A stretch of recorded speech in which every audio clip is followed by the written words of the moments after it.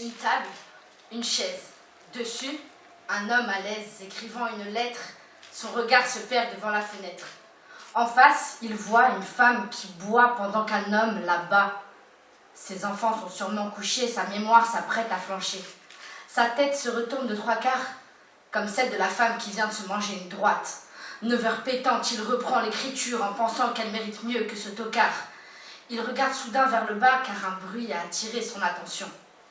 C'était des cris malsains venant du contrebas. Dans la rue noire, les gens qui rentrent sont souvent sous pression.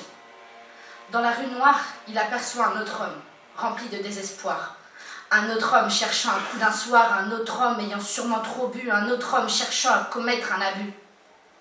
Dans les journaux, peut-être apprendra-t-on la triste nouvelle, celle d'une fille passant par là étant plutôt belle, refusant les avances déplacées d'un homme quelque peu éméché, se fit tuer sur le bas-côté et bien sûr, pas de témoin à la clé ou peut-être cet homme devant sa fenêtre qui écrit à l'aveuglette. Il ferme les yeux un moment, espérant oublier tous ces instants. Son stylo en main, il écrit en pensant à demain. Il lève la tête vers le plafond, il commence à perdre la raison. Comme cette femme, des larmes coulent sur son visage. Comme cet homme, il rêve à de nouveaux paysages, mais il sent s'approcher le parfum léger de celle qui l'attend, de celle qui vient lui rendre visite de temps en temps. Toc, toc, toc. Il fait silence.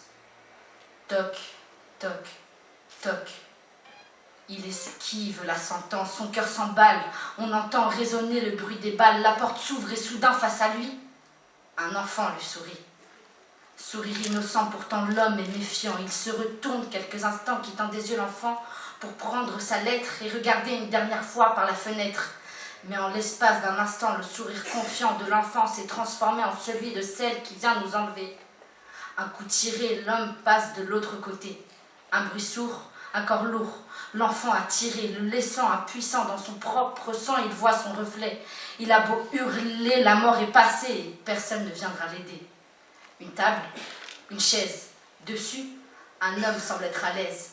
Lui qui pouvait servir de témoin a passé l'arme à gauche, mais l'enfant tenait le gun dans sa main droite, sa tête tournée vers la fenêtre, contemplant le monde dans lequel il n'est plus à comparaître. Les mêmes instants se répètent.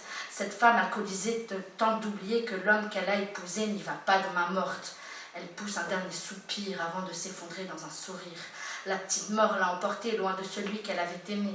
Elle laisse derrière elle son fils et un mari qui fera passer sa mort pour un accident auprès de la police.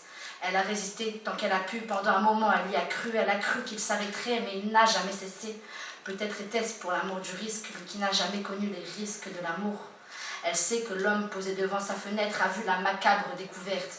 Mais elle ne sait pas qu'il l'attend là-haut, car lui aussi, la mort l'a emmené sans un mot. Comme la mort, elle a fait le choix d'être silencieuse.